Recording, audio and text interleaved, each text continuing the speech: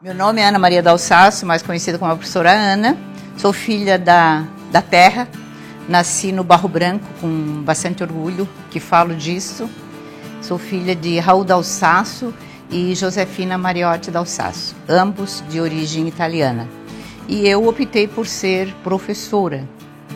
Na verdade, o meu sonho de menina era, eu dizia que eu queria ser uma médica pediatra, porque sempre gostei muito de criança, sabe? E como naquela época o sonho da gente não alcançava, aliás, a situação financeira da família não alcançava o sonho da gente, e eu não pude realizar o sonho de ser médica pediatra e acabei cursando o curso de magistério. Fiz aqui em Orleans, no Colégio Tonesa Cascais, e ali me encontrei. Então, se o objetivo da minha vida era lidar com seres humanos, crianças, jovens, adultos, isso aconteceu através da minha profissão. Fui professora desde os 17 anos, me aposentei há 5 anos, 5, 6 anos, né? Sempre batalhando. Trabalhei 45, 47 anos só na educação. E se tivesse que voltar, eu voltaria. Faria a mesma coisa que fiz. Eu tive 7 irmãos. Um eu não conheci, né? Porque era o segundo da família e ele morreu com 1 ano e meio para quase 2 anos. A mãe conta, né, que naquela época não tinha história de médico e hospital, era tudo muito era tudo muito rudemente criado, né? E a mãe conta que ele morreu de sarampo. Que ele teve sarampo e ela acha que foi, eles diziam, sarampo recolhido, né? Ele morreu com 1 ano e meio. E tive outros, né? Mais 7, né? 6, né? 7 comigo, que são 3 rapazes, né? Humberto, que mora em Florianópolis hoje com 85 anos. O Otávio, que faleceu aos 59 anos com câncer no pulmão. Tem o Jaci, que ainda hoje mora no Barro Branco, com 77 anos. E tive a tia T, né, a Tereza, que era a mais velha das irmãs, falecida em 2018. Depois da Tereza, de mulher, sou eu. Depois a Lete, que mora em Criciúma. E depois a Lena, que é a caçula, que também mora em Criciúma. Na verdade, hoje nós temos, com o bebezinho, né, que morreu com 1 ano e meio, nós temos 3 mortos e somos em 5 vivos, graças a Deus.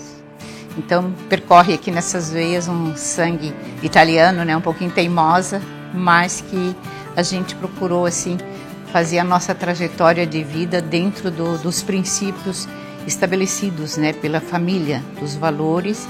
E hoje, graças a Deus, com uma boa caminhada percorrida, eu tenho a minha família constituída, né, com 3 filhos, 5 netos lindos e maravilhosos, e dos quais eu me orgulho muito por terem percorrido também até aqui os caminhos deles, dentro dos princípios, valores e lições que a gente recebeu no berço, no seio familiar. É uma família de tradição, né? Meu pai era mineiro e comerciante, minha mãe era do lar, né, como se diz, bem chegada à questão de agricultura, porque ela nasceu, né, numa família onde viveram o tempo todo da agricultura, né? O meu avô paterno, ele foi assassinado em Pedras Grandes, no município de Pedras Grandes, numa festa por engano. E ele tinha na época 25 anos. Meu pai tinha 2 anos e o irmão do meu pai tinha 1 aninho. Eles ficaram órfãos, né? Depois a minha avó casou de novo. E daí o segundo marido dela eu tive a oportunidade de conhecer. Até os 10 anos de idade, mais ou menos, eu conheci o que a gente também chamava de vovô. Mas o Humberto Dalsasso, que era o meu avô paterno, ele infelizmente teve a vida ceifada Hoje a gente se assusta, né, com assassinatos, com aberrações, mas naquela época já aconteceu, né? E o meu pai cresceu com cresceu como arrimo de família, né? Porque a minha avó não trabalhava, na época não tinha profissão nenhuma. E ele cresceu muito pautado na busca da vingança de quem assassinou o pai dele. Isso foi uma coisa muito incrível e a minha mãe contava pra gente, né? É óbvio que eu só pude saber através da minha mãe. Minha mãe contava, e ele mesmo confirmou, que ele chegou a sair de Lauro Miller, né, para o Rio Grande do Sul, porque ele soube que lá numa mineração o assassino do pai dele estava lá e ele foi na busca. Mas graças a Deus ele não encontrou, o que tirou, né, de que ele também cometesse um assassinato e viesse ficar marcado pro resto da vida. Mas, independente da vida sofrida que ele teve, ele começou a trabalhar na mina, naquela época podia, né, com 12 anos, para poder ajudar no sustento da família. Trabalhava a céu aberto, carregando carvão e enchendo carrinho, essas coisas, e se transformou num mineiro. Se transformou num mineiro e na mina ele se aposentou. Só que ele, paralelo à função de mineiro, ele começou a desenvolver nos fundos da casa, no horário depois que ele chegava da mina, ele começou a trabalhar começou a fabricar assim cadeiras, né, ao modo dele, né, sem máquina, sem nada. E dali então nasceu o espírito empreendedor dele e ele se tornou depois um proprietário de uma fábrica de móveis que eu penso que aqui em Lauro Miller muita gente talvez ainda tenha nas suas casas móveis fabricados pela fábrica de móveis Santa Bárbara, de propriedade de Raul Dalsaço, que era meu pai. Ele se dedicou terminou a missão dele na mina e conseguiu então implementar uma fábrica, e essa fábrica teve uma durabilidade muito grande, né? E depois passou para os filhos e hoje ela já não existe mais. Aquela tradição da empresa familiar, né? Que quando passa para a primeira geração ela vai, da segunda ela já vai começando e realmente a empresa Mas foi uma empresa de muito sucesso. Eu tive na minha casa, o prazer de ter na minha casa os móveis fabricados nessa fábrica do meu pai, que ele criou, que ele manteve assim, sempre dentro dos princípios e da responsabilidade de um grande empreendedor, um espírito empreendedor por excelência, sem nunca ter estudado. Minha mãe, uma pessoa maravilhosa, né? Minha mãe sempre em casa. Era a típica do lar, né? Ela viveu para os filhos, viveu para a casa. Morreu com 84 anos. Ela foi sempre chegada ao lar. Ela criava, né, o gadinho de leite para ter o leite em casa para os filhos, para ajudar a pobreza. Ela ajudava muito os pobres, né? Ela doava, ela fazia queijo. Ela tinha sempre o quintal, que a gente chamava, né? Hoje a gente usa mais a palavra horta, naquela época ela dizia quintal mesmo. Ali ela plantava tudo para para sustento da família, né? E para também, ela até produzia em excesso, e quero dizer para vocês, eu fui uma grande vendedora de alface. A minha mãe plantava alface, colhia esses pés de alface, ela tinha uma cesta enorme, né? E ali ela botava os pés de alface, ela contava e dizia assim, ó, aqui tem tantos pés, vocês têm que me entregar tanto em dinheiro. E a gente, se voltasse com a cesta vazia, ela dizia, não preciso contar, porque vocês com certeza trouxeram tudo como deveria. Então, assim, nós aprendemos dentro do lar essa questão do respeito, da honestidade, da sinceridade. E às vezes, assim, as pessoas já não queriam comprar alface, porque era todo dia, né? E a gente compra de um dia para o outro, sobra. Chegava em algum lugar, aí, mas eu já tenho. Não, então a gente faz 2 pés pelo mesmo preço. Daí chegava em casa, tinha que prestar conta para ela. Mãe, a gente vendeu lá na casa de fulano, tinha que dizer o nome, né? E vendemos 2 por 1 para não trazer alface de volta. E ela realmente acreditava na gente. Então, foi uma coisa assim, foi uma infância maravilhosa, sabe? Maravilhosa.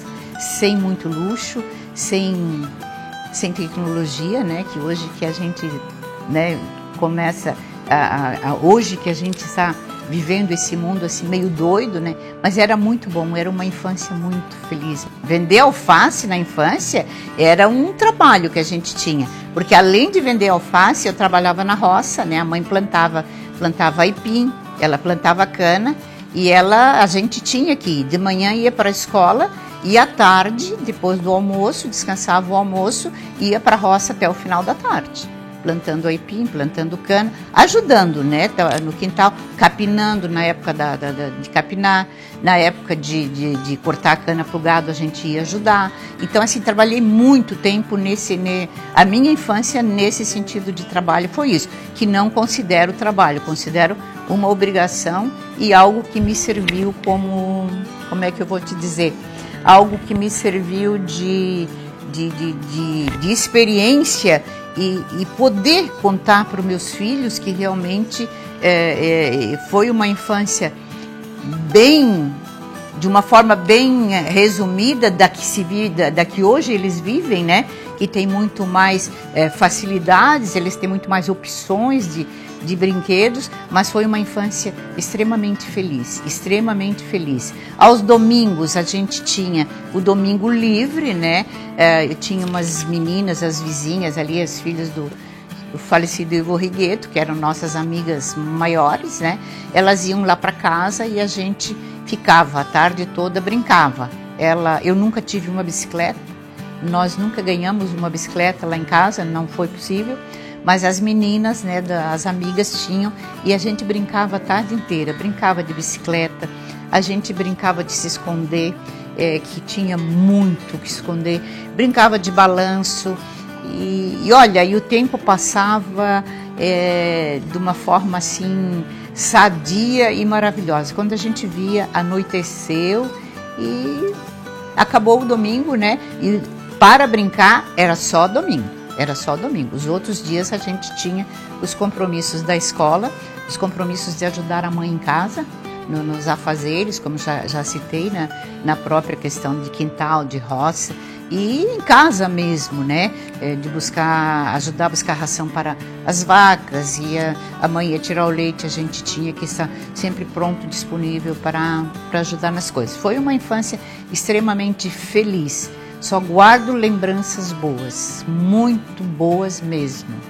E como, né, uma infância sem muitos brinquedos, mas cheia de alegria e de felicidade, uma das maiores alegrias da minha infância era ir levar o almoço para o meu pai na mina. A mãe preparava a marmita, né, naquela época, elas chamavam hoje a gente chama de marmita, naquela época a mãe chamava vianda, sei lá o que aquela mãe dizia. Era uma panelinha, né, de alumínio e ela colocava, elas tinham duas panelinhas uma em cima da outra, né? Então numa a mãe fazia o pirãozinho de feijão, que hoje eu faço para meus netos, tá? E eles não comem outro pirão se não for da avó aqui em casa, eu tenho que fazer.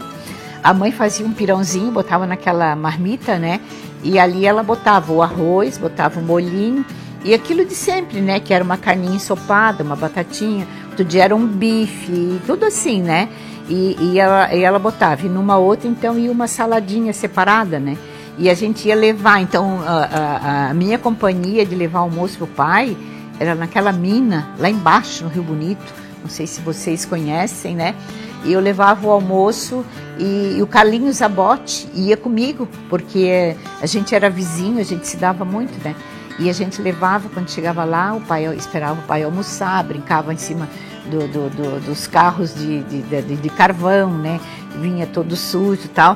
Mas o pai era muito legal. Eu digo assim que ele foi, dentro daquela humildade dele, ele foi um filósofo que nos deixou muitas lições. Ele comia todinha a parte dele e ele deixava um cantinho assim na vasilha, na panelinha, um cantinho certinho, separado, e deixava ali com um pedacinho de carne, se tivesse uma batatinha, e deixava todo dia, aquilo era uma sobra, né? E eu e o Carlinho ficava só olhando se ele ia deixar, mas ele já sabia. Na volta, a gente sentava numa sombra de um eucalipto, abria a marmitinha e olhava, tinha ficado sempre o cantinho ali. A gente repartia certinho no meio. Esse era do Carlinho, esse era meu. E a gente comia lá sentadinho embaixo do eucalipto, comia aquele... Era sempre pirão de feijão, porque mineiro sal de comida forte, né? Então eu e o Carlinho comia aquele pirão de feijão, né? Metade de cada. Mesmo que fosse uma colherinha, 2 de cada, mas aquilo era maravilhoso, né? E são essas lembranças que eu tenho do pai como mineiro, né? E que a gente ia lá, acabava entrando, levava a gente num pedacinho da mina. Mas o que mais me marcou foi a questão da marmita, né? A questão da marmita era muito legal. Isso eu amava fazer. E eu que levava. Todo dia eu e o Carlinho já estava sabendo que aquele horário era o horário da marmitinha. E a gente comia na volta, né? O restinho, né? Hoje eles dizem de resto, mas o pai não mexia naquele pedaço. Ele era muito sábio. Ele não mexia em nada. Ele separava já na hora que ele ia comer. Aí aquele ele não mexia. Aí a gente podia comer tranquilo. Maravilhoso. Foi muito bom. Na minha época da escola não existia pré-escolar, né? Já comecei a ir para a escola no primeiro ano com 7 anos completos. Naquela época a gente só podia entrar com 7 anos completos, né? E cursei todo o meu curso primário lá no Barro Branco, né? De 1ª a 4ª série. E naquela época a gente tinha uma formatura de 4ª série, era um momento solene, né? De uniforme, de gala, de meia, sapatinho. A gente tinha uma formatura, a gente convidava um padrinho, era muito legal, muito interessante. E daí depois, então, que eu terminei a 4ª série, o Humberto, né? Que era um dos meus irmãos mais velhos, era depois do Otávio, Humberto. Ele morava em Tubarão, trabalhava no Banco do Brasil. E eu sempre quis muito estudar. E o pai sempre dizia, mulher não precisa estudar. Aquela história de antigamente que talvez os pais de vocês tenham contado também, né? Mas eu sempre tive vontade de estudar, eu sempre tive. Eu brincava de escolinha lá em casa, eu era professora, quando as amigas iam lá, as crianças iam lá, às vezes eu dava aula para as amigas da mesma turma que tinham dificuldade, elas iam lá para casa estudar. A mãe tinha um pedaço de tábua lá na parede, a gente comprava giz e fazia tipo escola. E eu sempre tive vontade de estudar. E o pai dizia, não, eu não sou favorável que vocês saiam para estudar. Daí o Humberto disse, não pai, eu vou levar ela comigo. Ela vai morar em Tubarão e eu vou manter ela no colégio.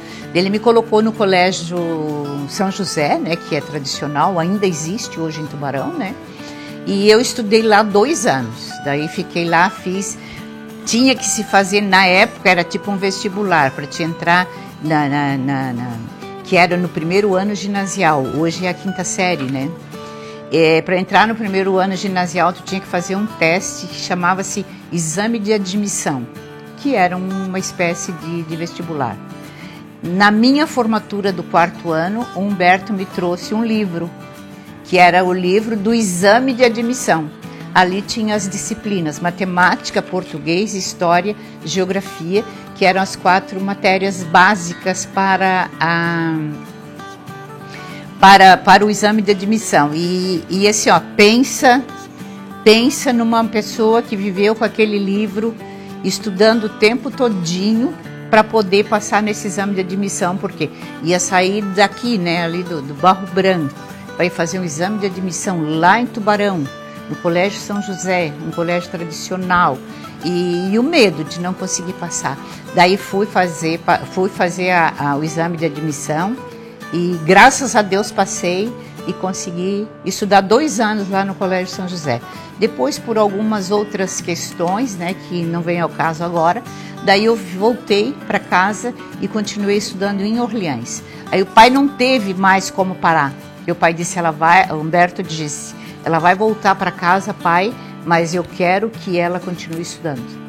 E realmente eu hoje sempre digo para o Humberto, eu agradeço assim a tua ajuda e o teu incentivo, porque talvez se não fosse ele, talvez eu não tivesse continuado, assim como a minha irmã mais velha, a Tereza, não teve essa oportunidade de sair para estudar, porque ela até ajudava a cuidar dos irmãos mais novos, né?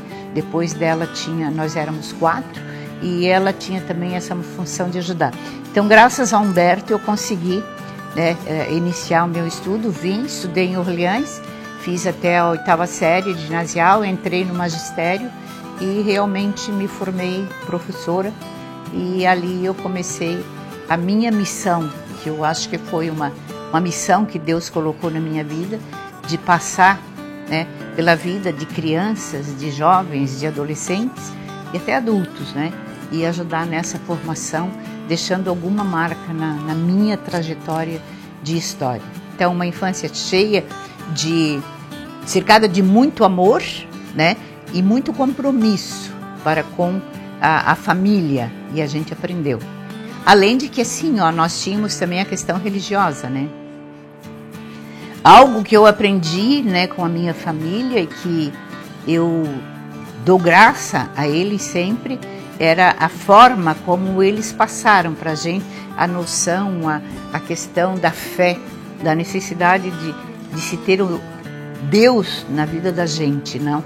Nós íamos a terços, via sacra, tudo que tinha na igreja, o pai ia junto com a gente, o pai e a mãe, mas todos tínhamos que ir juntos.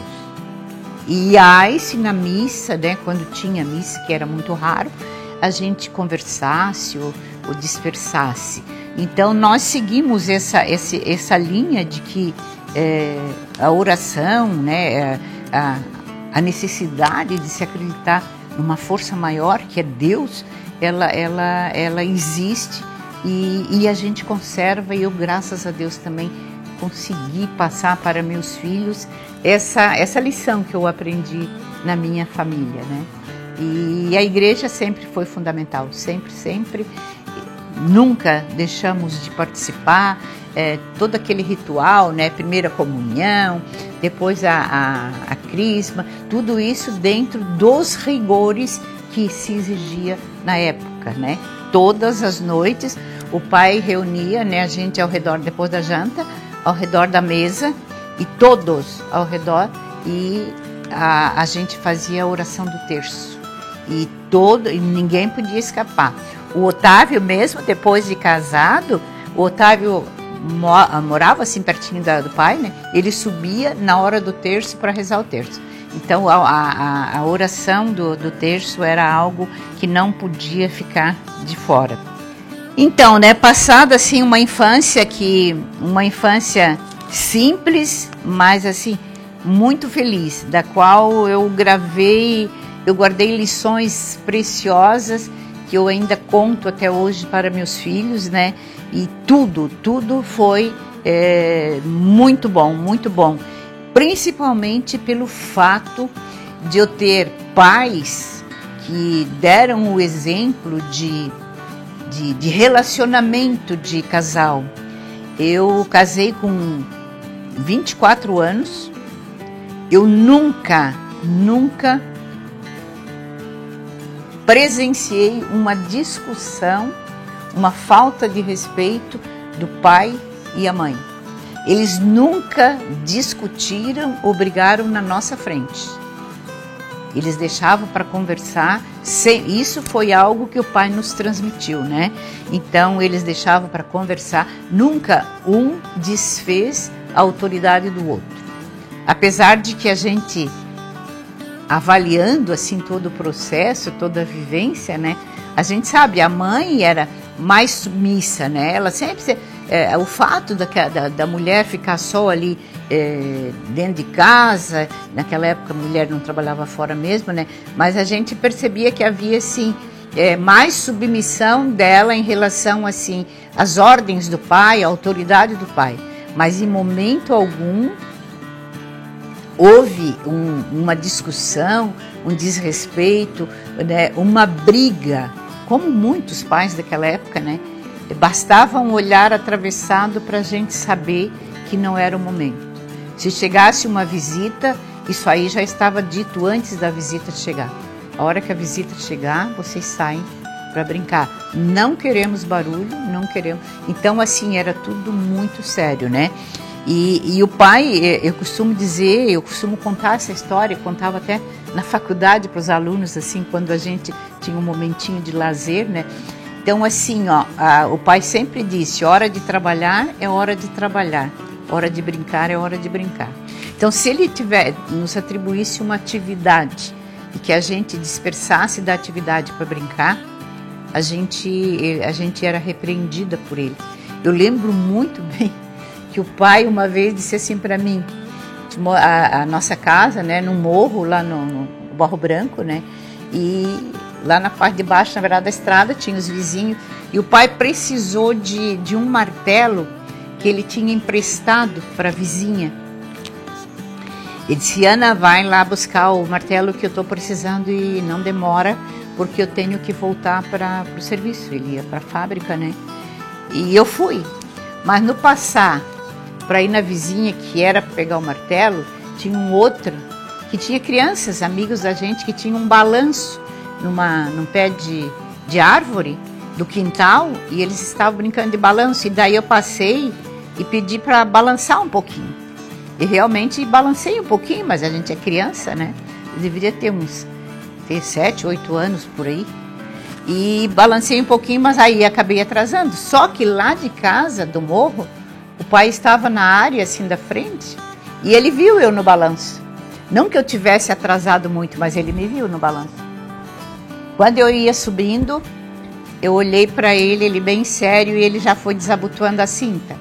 Disse, meu Deus, eu nunca tinha apanhado dele, né? Se é hoje, o que será? Ele me viu. Aí cheguei em casa, aí quando eu entrei, ele disse assim, olha, eu vou te dizer uma coisa, quando se sai para trabalhar, é para trabalhar. Quando se sai para brincar, é para brincar. Ele disse, eu te falei que tu deverias voltar logo porque eu precisava. Então, essas cintadas que tu vais ganhar agora é para te nunca esquecer dessa responsabilidade. Isso eu devia ter 7 ou 8 anos e eu nunca esqueci disso. E ele me deu umas boas cintadas que eu chorei uma boa parte da tarde. Por quê? Porque uma que a cintada doeu, né? Que não era de brincadeira. E outra que aquilo foi muito doído para mim porque ele nunca tinha me batido. Foi a primeira vez que ele me bateu, mas também foi a primeira e a única. Nunca mais eu fiz nada de errado. Então, assim, são exemplos que ficam, né? Mas assim, ó, nunca... se ele tivesse me batido e não tivesse me explicado, talvez eu tivesse ficado magoado.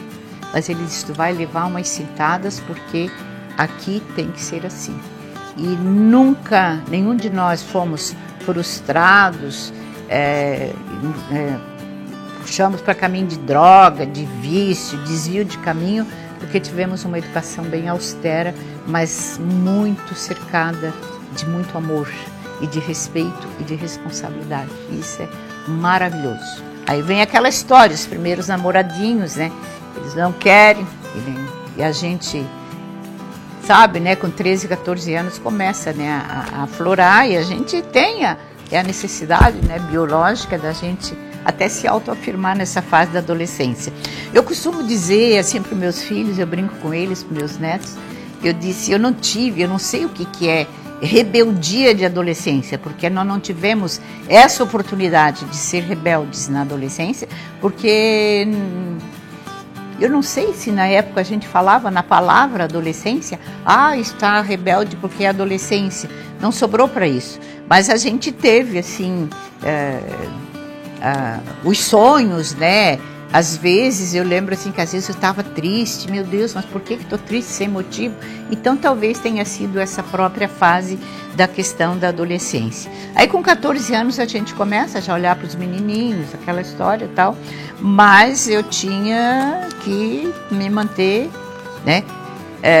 Tinha que se manter. O pai achava que não se deveria namorar nessa época, né?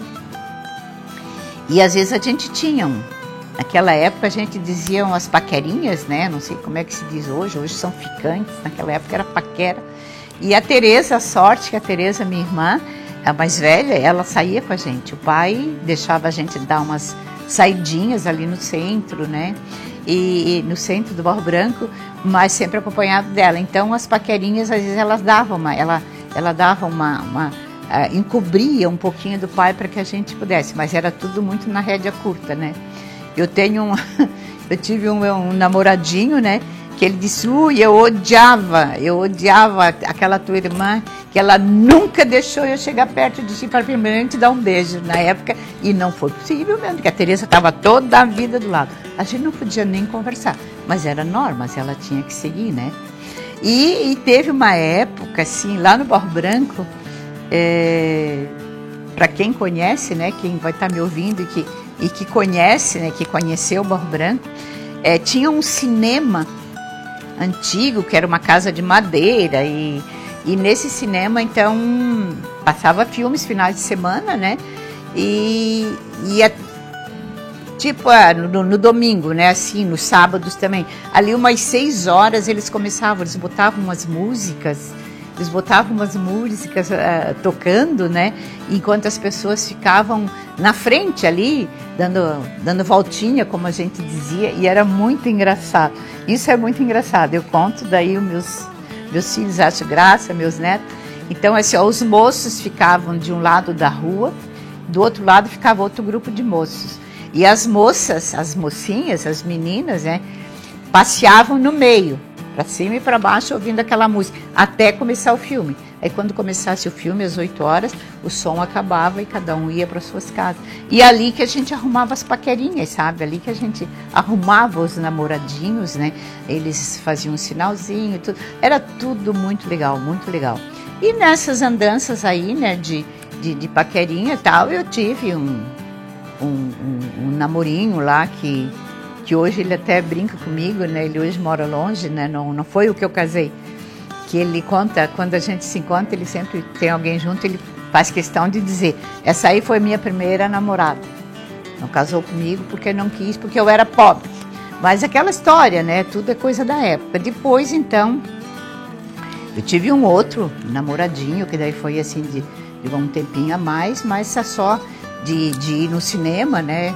Esperar apagar a luz para pegar na mão, aquela história toda. E depois eu namorei, né, com o que veio a ser meu esposo, depois o pai dos meus filhos, com quem eu casei aos 24 anos. Namoramos 7, 8 anos e com quem casei e tive meus 3 filhos.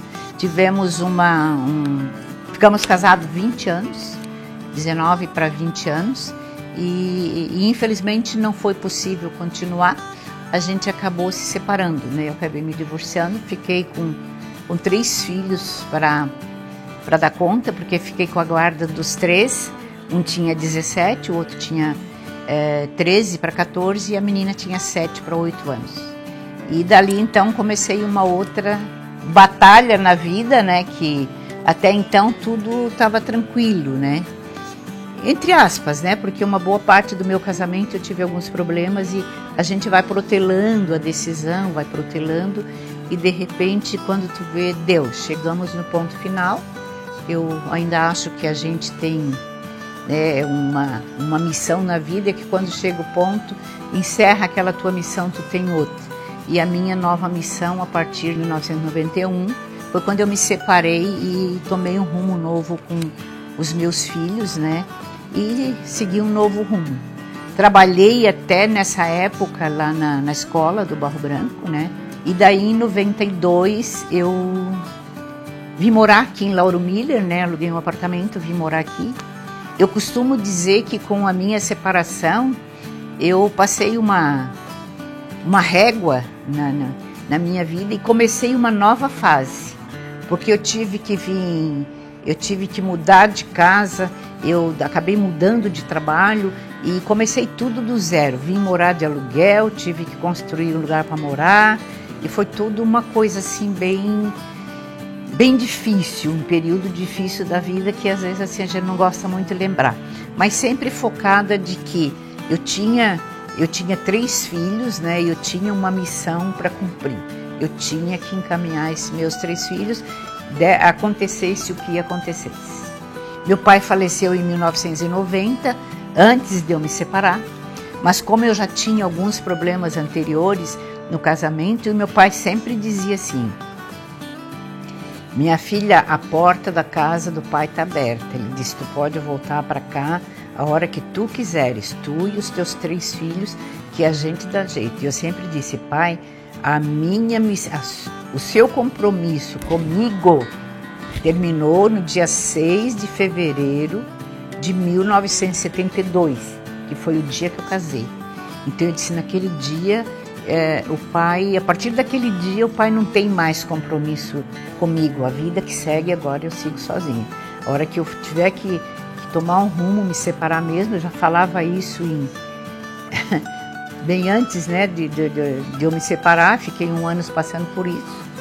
E eu disse, enquanto der, eu vou continuar. Mas eu não volto para casa, daqui só para frente, porque eu tenho que arcar com esse compromisso assumido. Os filhos são meus e o pai já me criou, não tem mais que pensar nisso. Meu pai faleceu em 1990, eu não tinha me separado ainda, mas dali 1 ano eu me separei. E tenho certeza que com as bênçãos dele, porque ele queria há muito, né? Eu tinha uma vida assim um pouco meio que judiada, né? E ele queria há muito. Então, comecei um novo rumo na minha vida. Até então, eu trabalhava lá no Barro Branco, lá na escola, no Barro Branco. E dali eu vim morar aqui em Lauro Miller e nesse meio tempo me surgiu uma nova proposta de trabalho. Porque eu digo assim que tudo que é pra gente vem na porta da gente, né? Em 6 meses eu me separei, eu mudei de lugar, mudei de casa, né? Vim morar de aluguel, comi o pão que o diabo amassou sem manteiga, como se diz, mas comi.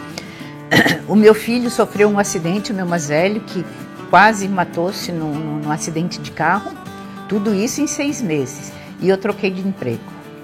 Então foram assim 4 lambadas assim na vida, e eu diria, né, que me fizeram eu ter que encarar a vida daqui para frente.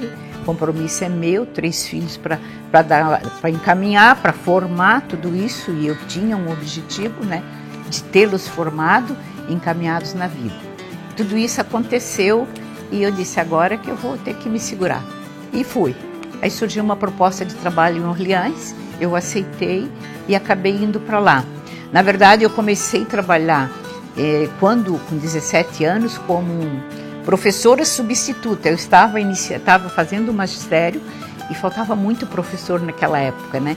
E eles convidavam a gente, né, que estudava no magistério, e eu comecei a trabalhar lá na Farroupilha. Aí trabalhei 1 ano na Farroupilha, depois trabalhei no Barro Branco, e em 1970 eu fiz aquele concurso do Estado, que a gente ingressava no Estado, e escolhi vaga. A gente escolhia, não é como hoje, tu escolhe no teu município. Naquela época a gente escolhia no Estado.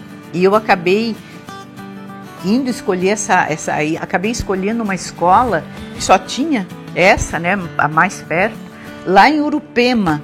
Em Urupema, a cidade mais fria do Brasil, né? Lá em Urupema, uma vilazinha que tinha lá, e eu assumi, em 1970, uma vaga de professora efetiva do Estado lá em Urupema. Fui para Urupema, fiquei 1 ano lá, consegui uma remoção em 1971, fui para Santa Rosa. Depois trabalhei 1 ano na Secretaria da Educação junto com a Marlene Danielski, que era a então secretária da Educação, e depois então voltei a trabalhar na escola do Barro Branco. Aí fui professora de 1ª a 4ª série, trabalhei 1 ano na Santa Rosa, em escola isolada, trabalhava com 1º e 4º ano. Aí depois trabalhei de 1ª a 4ª, trabalhei de 5ª a 8ª, trabalhei em ensino médio, até que cheguei à função de diretora de escola lá no Barro Branco. E fui diretora de escola lá em 1986, pelo primeiro processo de eleição para diretor. Eu consegui, né? Na época, a Dalci Stadin era a nossa diretora, e eu achei legal o desafio de entrar numa eleição. Acho que já fazia muito tempo essa veinha política, no caso não era política da educação, mas a vontade de participar de algo a mais. Porque tu ficava sempre esperando os cargos eram políticos, como sempre foram, né?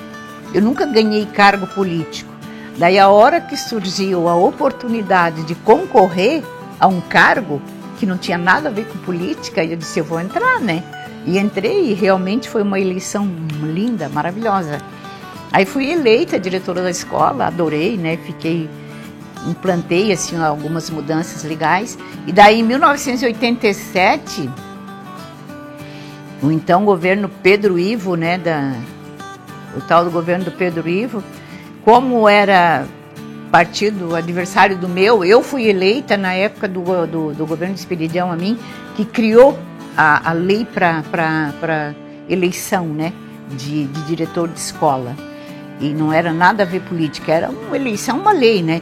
Aí quando assumiu o PMDB, eles derrubaram a lei, né, e colocaram diretores do partido, como ainda é até hoje, né? Aí colocaram diretores do partido e eu tive que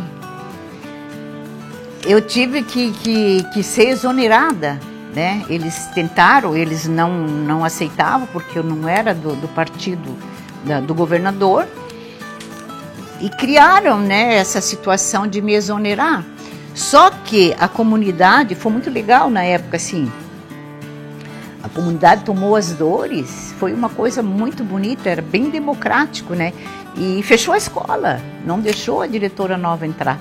Não deixou, os alunos fizeram plantão na frente da escola, e foi um dia, foi 2, foi 3, e nada da escola funcionar. Até que o então secretário da UC, né, o gerente regional, né, que era o professor Antônio Liano, ele teve que vir na escola, fez uma reunião com os pais, e eles os pais não aceitaram, não aceitavam. Daí o que aconteceu? O Antônio Liano esteve, que era o gerente da UCRE, eles estiveram conversando na época o prefeito era o Dalbó. Daí a avó disse, não, o problema é dela, ela faz o que ela quer. E daí então eles voltaram com a negociação, né? Daí eles ou eu assino a ficha para me filiar ao partido do governador, ou eu seria exonerada. Daí eu disse, não, eu não fui eleita por partido político, eu fui eleita pelos pais, pela comunidade escolar, né, por alunos. E eu disse, em educação eu acho que não se negocia, educação se trabalha. E eu sou professora, eu não sou diretora. Eu estou diretora, eu sou professora. Eu volto para a sala de aula normal, sem problema nenhum, e vocês colocam a diretora que vocês querem, não tem problema. Eu não vou negociar uma sigla partidária para me manter num cargo que não é um cargo político, é um cargo realmente... E assim fui exonerada, né? Fui exonerada, daí quando terminou a gestão em 1990... 89, né, que terminou a gestão do então governador, que entrou o Kleinubing, que era já do outro partido de novo. O Kleinubing deu a lei de eleição de diretor de escola de novo. Assinou a lei, né, e decretou eleição para a direção de escola. Eu entrei de novo. Aí entrei de novo, não achei concorrentes. Aí concorri sozinha, né? Claro, ninguém quis concorrer comigo, eu peguei a direção de novo. E então fiquei, né? Nessa época foi 90, 91 eu me separei, me surgiu a proposta de trabalhar na FEBAV lá, na Escola Barriga Verde, como coordenadora pedagógica. Para mim foi um susto, né? Porque a minha experiência, lá era uma escola particular, né? A minha experiência como educadora estava na escola pública, né? Na escola do Morro Branco, o que eu aprendi lá em Urupema, numa escola de interior, o que eu aprendi na Santa Rosa, numa escola de interior, o que eu aprendi na Farroupilha, quando comecei aos 17 anos. Então, toda a minha experiência na área da educação era pautada na realidade da escola pública.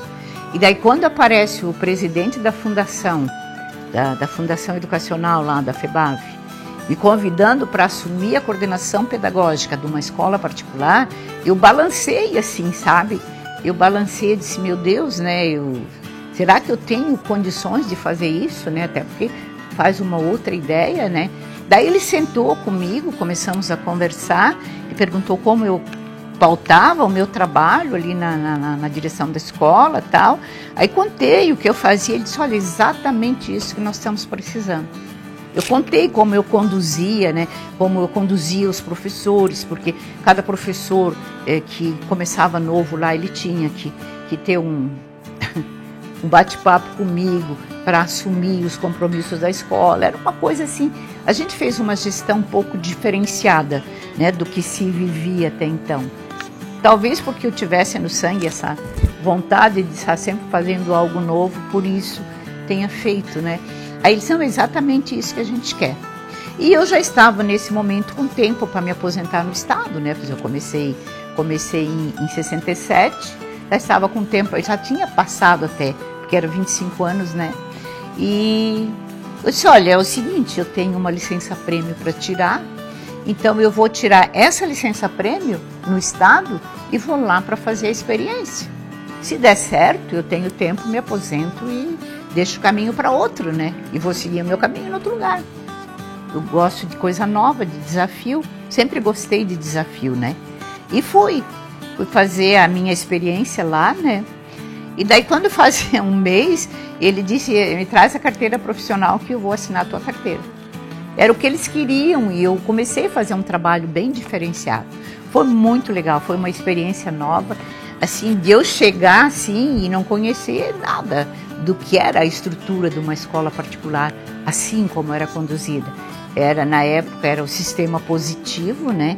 Daí fui para Curitiba, logo em seguida, fazer uma semana de treinamento e comecei aquela história, chegava à noite, me debruçava em cima de livros, de coisas. Não era como hoje, que tem tudo na internet, né? Hoje tu vai tu digita ali, tu tem tudo, né? Naquela época não, a gente tem que estudar a legislação e tudo, e foi isso que eu fiz. Aí me joguei e comecei a fazer um trabalho muito maravilhoso, digo assim, para mim, de satisfação pessoal. E comecei a perceber, a receber os frutos disso, né? Pela reação da comunidade, pela receptividade da minha pessoa em relação à comunidade. E digo a vocês, tá, que foi lá em Orleans que eu fui muito mais valorizada como profissional da educação do que aqui em Lauro Miller. Porque vocês não têm noção, qualquer pessoa que passou por mim lá em Orleans, na minha gestão, tanto da escola quanto da universidade, eles não têm um a dizer de mim, a não ser dizer o trabalho maravilhoso que eu fiz. Até hoje, ainda agora à tarde falei com um ex-aluno, que foi nosso aluno do curso de Direito, um senhor, né? E a gente conversou assim, maravilhas. E aceitei esse desafio e fui. Daí me dei bem, entrei com o processo de aposentadoria no estado e fiquei lá na escola Barriga Verde.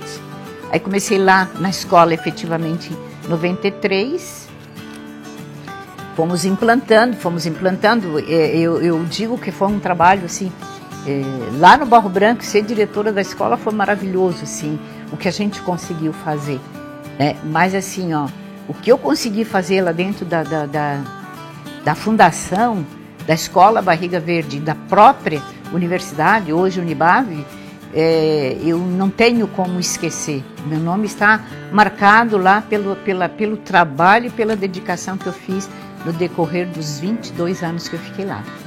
Então, assim, o que aconteceu? Eu cheguei lá, eles tinham até a 6ª série só, porque lá foi tudo implantado gradativamente, né?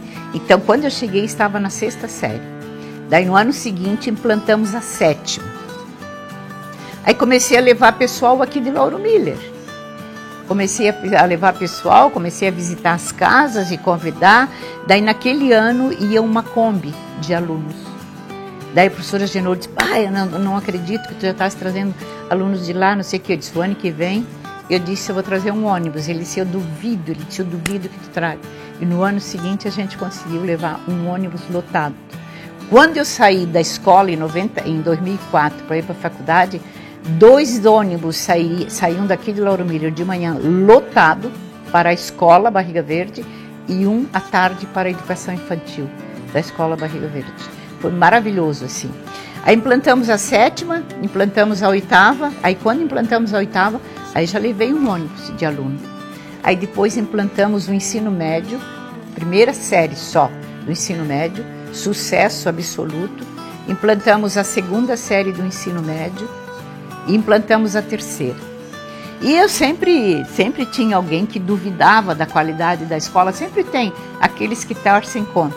E eu lembro assim, ele era muito meu amigo, o Isaac Carré, era falecido hoje, ele era do IBGE, ele sempre dizia assim, eu às vezes almoçava na casa dele, a esposa dele foi professora comigo, né, lá no Barro Branco, ele sempre dizia assim, Ana, eu só vou dizer se a escola Barriga Verde é boa, e os filhos estudavam lá, tá? Como vocês dizem, quando saiu o primeiro vestibular. E daí formamos a primeira turma de ensino médio e fomos para o primeiro vestibular. Para nossa surpresa, assim, olha, alunos aprovados na Federal, alunos aprovados em cursos variados. Tivemos, assim, eu acho que 80% dos alunos, todos aprovados em universidades e se tocaram a fazer o curso. Aí formamos a primeira turma do ensino médio e formamos em 97. E em 98 implantamos a primeira turma da faculdade, curso de administração de empresas, 98. Eu era do conselho diretor, daí participava ali, fui professora já das séries que começaram na faculdade e daí implantamos a administração, no ano seguinte implantamos pedagogia, no outro ano implantamos contabilidade e fomos. Quando eu saí da FEBAV em 2015, eu saí da Pró-Reitoria em 2010, eu deixei implantado 16 cursos, todos da minha gestão.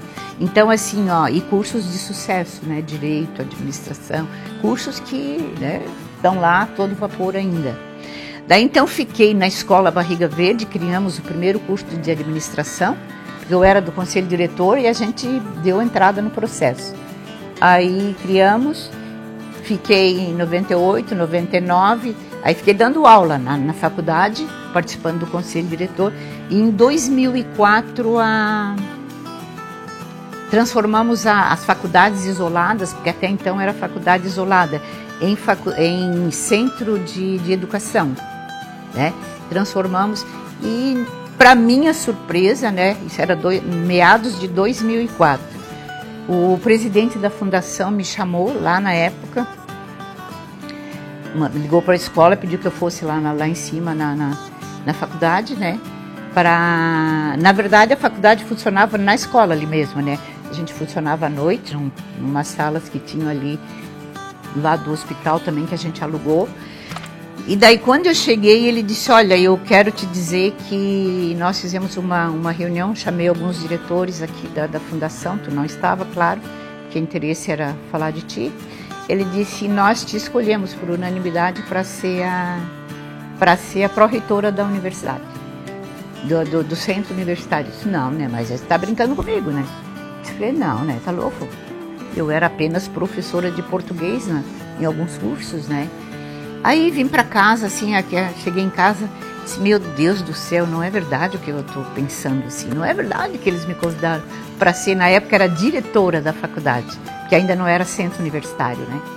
Aí eu disse, não é verdade. Aí liguei para meus filhos, liguei para o Fabiano lá em Joinville, Fabiano, o que tu acha, meu filho? Ele disse, eu acho que eu não vou aceitar, filho, porque eu tenho medo de não dar certo, estou dando tão certo lá na escola, né?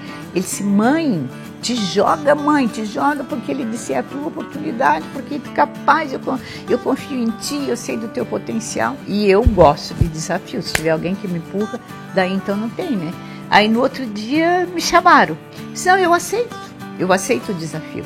Aí a metade de 2004 deixei a escola com muita bronca dos pais, porque eles não queriam que eu saísse. Até hoje eles dizem que eles vestiram um santo e desvestiram o outro, porque me tiraram da escola, que estava excelente, e me levaram para a universidade, que ficou melhor ainda, mas fiz falta na escola. E realmente, não é que eu tenha feito falta, é que até ele se adaptar com outra, né? Eu fui um processo, eu fui me adaptando, né? Cheguei lá que tinha 6ª série, na 7ª, na 8ª. Aí quando eu deixei, daí já estava a escola bem grande. Quem pegasse tinha que pegar a todo vapor, né? E algumas apanham um pouquinho, mas as coisas caminham.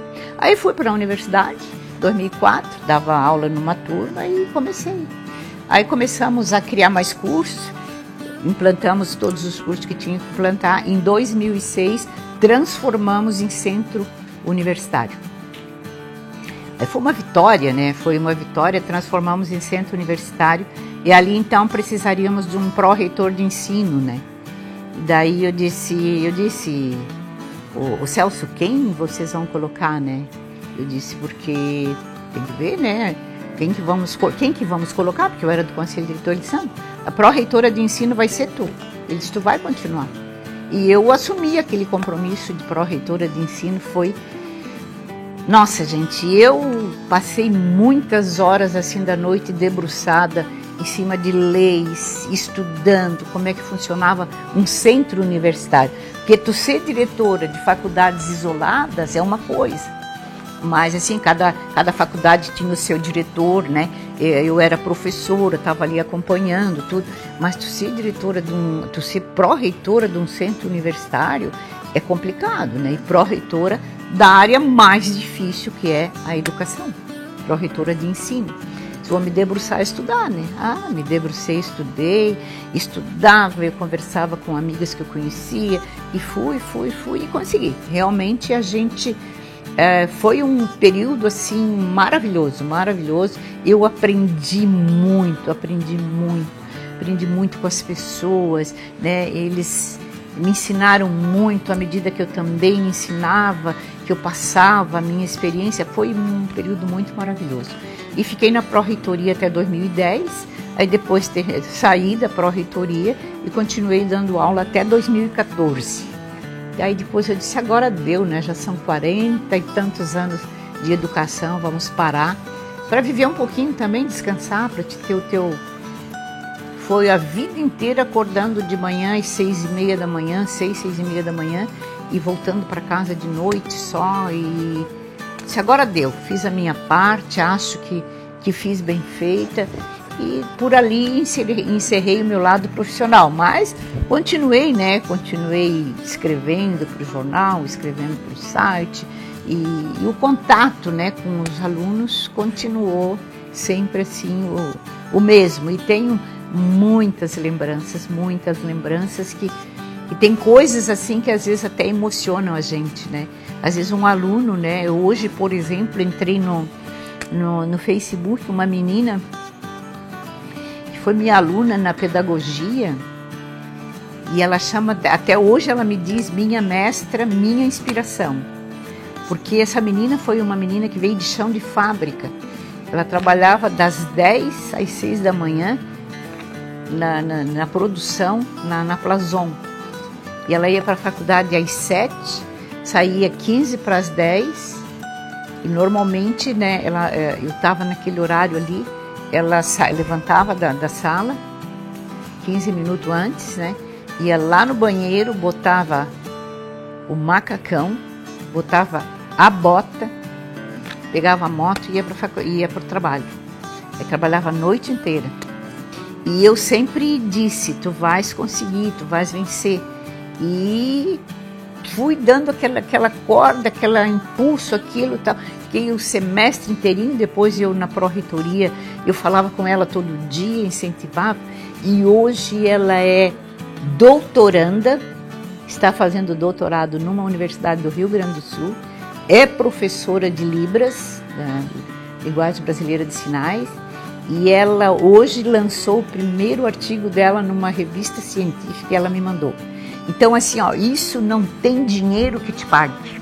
A gratidão de tu ver um aluno que ela diz, minha mestra, tu foste a minha inspiração.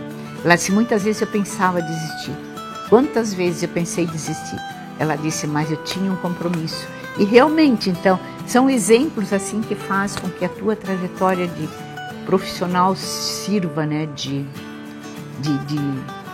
inspiração para outras pessoas e de amor, né, da gente sentir, puxa, eu não passei em vão pela vida, né. Então é toda uma história que deixei na área da educação, que eu penso que não tem professor nenhum fica rico dando aula, mas ninguém é tão rico quanto nós pela gratidão do dever cumprido, pela certeza de que tu conseguisse encaminhar alguém na vida, né? Tu conseguisse ser luz para alguém, né? De tu escutar o menino há um mês formando em medicina, e eu mandei dizer assim para ele: eu não acredito, Maurício, que tu estás te formando médico, tanto que eu te incomodei, né, Ana? Ele dizia na escola Barriga Verde, tanto que eu te incomodei nele, mas tu acreditasse em mim? Eu disse: pois é, a gente tem que acreditar, né? Se a gente não acredita, não vai, né? E isso são histórias, né? Que nós poderíamos ficar noites e noites contando histórias aqui, que eu me arrependo de não ter gravado todos os depoimentos da minha trajetória de vida e hoje ter um material riquíssimo para fazer um belo livro, né? Com bastante páginas, porque 40 e poucos anos são muitos anos, né? Isso é a minha trajetória profissional, né? E a minha trajetória como mãe, e dentro de todas as dificuldades que eu passei na vida, tanto financeira quanto emocional, por questões de um relacionamento, de um casamento que não deu certo, mas assim, ó, de chegar nesse momento e dizer assim: graças a Deus, eu também como mãe estou realizada. Eu tenho 3 filhos, né? Um é professor, né? Não professor integral, não assim na dedicação integral como eu, mas ele dá aula na universidade, se dá bem com a questão de ser professor, né? Mas assim, tem negócios próprios durante o dia e à noite, então mãe, não pego mais de 1 ou 2 noites, porque a gente se envolve muito, né, para preparar a aula, porque dar aula, entrar na sala e dar aula não é o bicho. O difícil é tu preparar para te ter a coragem de entrar na sala, né? E olhar aquele grupo de alunos lá te esperando. E eu costumo dizer que eles olham até a cor do botão da tua blusa, né? Porque eles observam muito a gente e a gente é exemplo para eles, né? Então eu tenho um filho que é professor e tem comércio próprio, né? Que não é aqui na cidade. Que a minha tristeza foi assim também de nenhum filho meu ter tido espaço aqui na cidade para que eles também pudessem contribuir para a cidade, né? Da mesma forma como eu contribuí. E como eu já disse anteriormente, eu digo a vocês, na questão da profissional, eu diria assim, ó, que a minha valorização profissional mesmo foi da outra cidade. Foi da outra cidade. Qualquer pessoa que me conheceu, tanto como coordenadora da escola, como pró-reitora de ensino, que foram meus alunos, professores que trabalharam comigo, qualquer um vai dizer todo o trabalho que eu fiz. E aqui em Lauro Miller, lamentavelmente, a gente não tem espaço. Não é uma mágoa, porque eu tenho certeza de que o que eu fiz aqui para Lauro Miller, eu fiz muito bem. Mas eu reconheço que as pessoas aqui, elas têm dificuldade de valorizar o que é da terra. Valorizam o que é de fora e não valorizam o que é da terra. Entende? E lá em Orleans, assim, eu achei que eles não fossem me valorizar, porque Orleans, eles são muito bairristas. Tudo é da cidade. Vocês conhecem a cidade, né? Então, assim, ó, tudo que vale é lá. Mas eu fui daqui, eu fui do conselho diretor da fundação, desde que eu cheguei lá, até 2010. Sempre participando das decisões da fundação. E não é porque eu era de Lauro Miller que eles iam me tirar. E eu era de Lauro Miller, né? E eles sempre me convidando: Ana, vem morar aqui. Não, eu gosto de Lauro Miller. Mas assim, eu digo para vocês, não tem mágoa. O que eu acho é que às vezes Lauro Miller perde muito nesse sentido, de não valorizar ou pela sigla partidária, entende? Ou não sei por que motivo. Agora lá em Orleans, como eu fui para lá, nunca me perguntaram de que partido eu era, vieram me levar porque conheciam o trabalho que eu fazia na escola, né? Apesar de eu dizer assim, não que não me valorizaram, não me interessa se alguém achou que eu fiz bem ou não fez. Eu me interessa que as pessoas que passaram por mim levaram alguma coisa de bom, entendeu? Mas eu digo assim, eu posso dizer que eu dei esse salto aí na questão da educação, de chegar lá da escolinha, lá da Urupema que eu comecei, ou lá da Farroupilha, eu cheguei à pró-reitoria de ensino de uma instituição que hoje é conceito A no MEC em todos os cursos. Então isso para mim é gratificante de saber que eu tive uma participação efetiva lá, que não fui eu que fiz, nós tínhamos uma equipe comprometida e eu, graças a Deus, fazia parte dessa equipe e fui aceita na equipe, né? Isso foi muito bom. E aqui às vezes a gente não é aceito nem para dar um depoimento. Eu cansei de oferecer meus trabalhos para dar orientação, assim, porque assim, olha gente, eu tenho uma caminhada grande, né? Como diz o cara, outro dia já engoli algum livro. Então assim, eu cansei de oferecer meus trabalhos para fazer, às vezes até uma reunião para professores, né? E assim, muito pouco a gente me procurou. Quem sempre me procurou foi a Sônia Seron. Eu falei muitos, nunca cobrei nada. Mas assim, fui fazer formação de professores lá em Pindotiba, lá na Taipa, lá em todos os outros lugares, mas menos aqui. Eu não sei se eu gostaria de fazer outra coisa, porque uma época, há muito tempo, eu tive um convite para ir trabalhar numa empresa, para trabalhar na área de importação da comunicação, e eu não quis. E ainda estava na escola pública. E eu não quis, sabe? Porque eu não sei, eu acho que eu me identifiquei. Talvez se eu tivesse que começar a vida do zero, né, com o que tem hoje, né? Mas eu acho que eu seria professora de novo. Eu amo o que eu faço, o que eu fiz, né? Olha, a gente ter filho é a coisa mais maravilhosa do mundo. Agora eu vou dizer uma coisa para vocês. O neto é o filho 2 vezes. Com uma diferença, né? De que o filho, tu tens aquela angústia, aquela preocupação, porque tu tens que formar ele para a vida.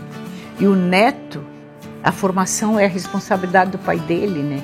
Então a gente fica menos tempo, mas assim, ó, não tem como dizer qual o amor é maior. Eu digo sempre que neto é filho 2 vezes, porque tu é responsável pelo filho, tu te sente, tu tem aquela responsabilidade de ser mãe, mas tu sente a responsabilidade de ser avó também. Só que são coisas diferentes. O neto, ele vem, fica contigo um dia, 2, uma semana, as férias, 1 hora, 2, mas assim, o dia a dia dele, ele tem que seguir dentro dos princípios que o pai e a mãe dele estabelecem. Porque a gente não pode impor. Eu passei para os meus os princípios que eu recebi dos meus pais. E eu quero que eles sejam com os filhos.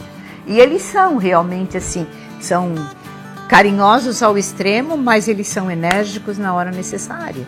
Então eu sinto que eles conduzem os filhos dentro das normas, dos valores, do respeito, da responsabilidade, mas é lógico que de uma maneira diferente, né? Eu digo mais afetiva do que o meu pai fazia. O meu pai criava uma certa distância entre ele. Eu não lembro assim de meu pai ser aberto, porque a geração era assim, de eu chegar e beijar o meu pai, beijar a minha mãe. Não existia isso naquela nossa época. Não existia essa abertura, né? Agora hoje não. Hoje eu vejo pelos meus, né? Os meus me abraçam, me beijam a qualquer momento, a qualquer hora. Da mesma forma os filhos deles com eles, os filhos dos meus filhos comigo. Então é uma forma diferente, é uma maneira diferente de criar, né?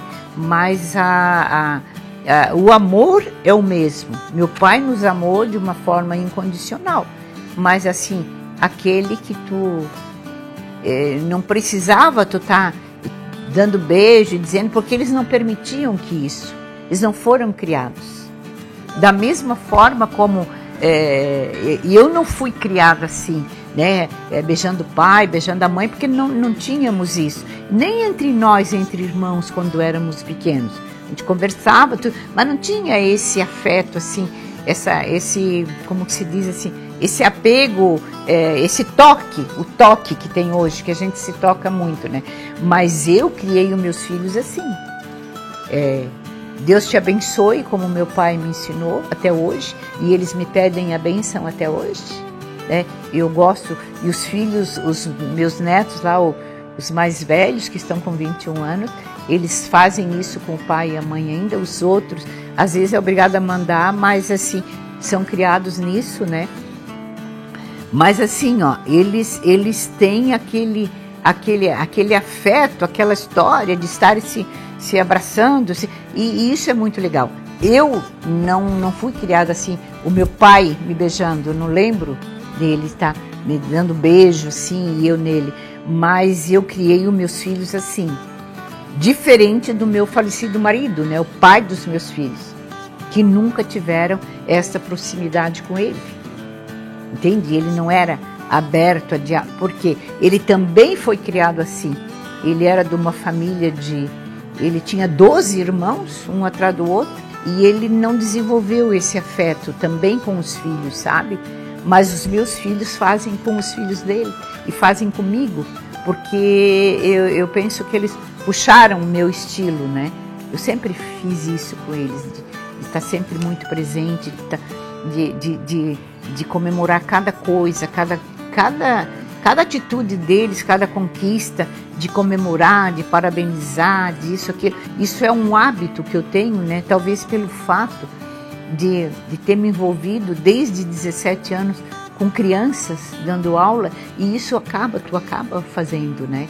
Mas eu digo para vocês que é a coisa mais linda do mundo, é tu poder reunir teus filhos, genro, nora, neto, e ficar todo mundo jogando conversa fora, rindo, conversando, lembrando coisas assim. Isso é maravilhoso, não tem dinheiro no mundo que pague. A minha preocupação durante toda a minha vida, ainda hoje mesmo, já fora da sala de aula, já com os meus filhos encaminhados, porque o que eu tinha de ensinar para eles já ensinei, agora eles estão construindo a vida deles em cima do que eles querem passar para os filhos, né? Mas assim, a minha caminhada perfeita não, né? Mas a gente procurou ser o melhor possível, né? Agora, pode ser que eu encontre, né, pessoas que passaram por mim, né, alunos, professores, que tenham alguma coisa que me diga, tu me magoou tal dia, e talvez eu nem me dê conta, entende? Perfeição não tem, não existe, né? Mas que a gente procura sempre fazer o melhor, na medida do possível, né? Fazer sempre o melhor. Eu procurei sempre fazer o melhor no sentido assim, ó, de ser uma filha, né? Uma filha da qual os meus pais não precisassem se envergonhar, nem profissionalmente, nem como a minha vida particular, nada. Procurei assim ser uma mãe também exemplar, né? De me doar ao extremo para fazê-los felizes, apesar de que às vezes eu digo para eles, né? Quantas vezes eu deixei vocês sozinhos e eu tive que trabalhar, porque ou era eu, ou eu, não tinha outra fonte para eles poderem chegar onde chegaram, né? Meus filhos se formaram, a Fernanda hoje ela trabalha numa empresa muito conceituada, gerente de RH, formou-se em psicologia, uma profissional exemplar. Se existe uma perfeccionista no trabalho, eu diria que é ela, né? Às vezes até cobro dela, que ela se cobra demais, entendeu? E uma mãe maravilhosa, uma esposa, teve também, né, conseguiu casar com um moço muito bom, né? Tem o Evandro, né, que também é formado, hoje é mestre em educação, mas trabalha com a questão dele do comércio, professor, responsável, um marido exemplar, um pai maravilhoso. O Fabiano, que ficou pai aos 20 anos, teve gêmeos, né? Era uma criança, estava recém se formando. Acho que aquelas crianças na vida dele foi que impulsionou ele a buscar o trabalho, nunca parou de trabalhar. Foi fazer faculdade depois de casado e com 2 filhos, aí acabou fazendo mecatrônica e depois fez engenharia de produção. e todos eles, graças a Deus, assim estão formados, bem colocados, bem empregados e eu diria assim, e que me amam bastante. E eu sinto que é um amor puro, um amor verdadeiro, né? A gente não está junto, mas não está junto fisicamente, mas estamos ligados a todos os minutos da vida, porque é o dia, todo dia tem de manhã, bom dia mãe, Deus te abençoe, eu te amo, e todo dia essa rotina a gente tem, porque existe assim um amor muito grande. Então valeu a pena todo esses meus anos vividos, né? Valeu a pena como filha, valeu a pena como mãe e valeu a pena como profissional.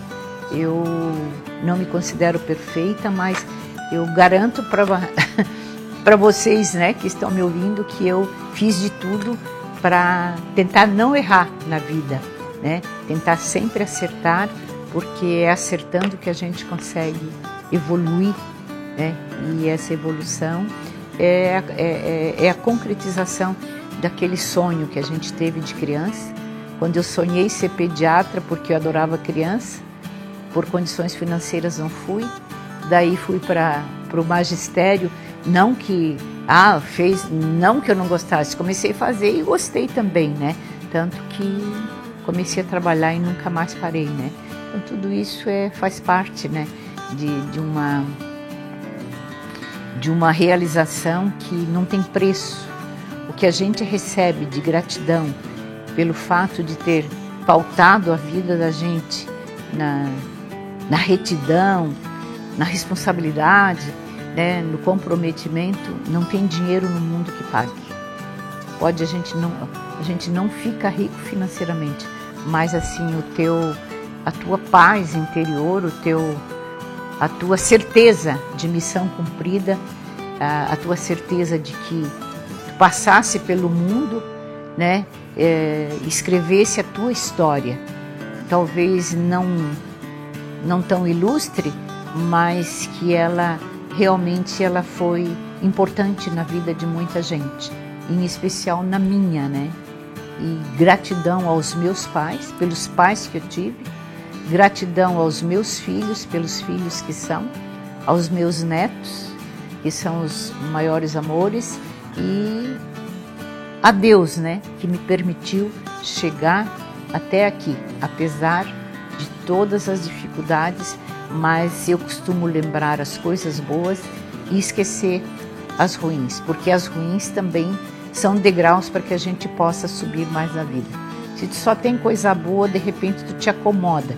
Então, quando tu tem obstáculos, tu tens que vencer, porque tu sabes que quando chegar no topo, vais olhar para trás e as pedras que ficaram para trás, elas serviram de alicerce para que tu construísse a tua caminhada.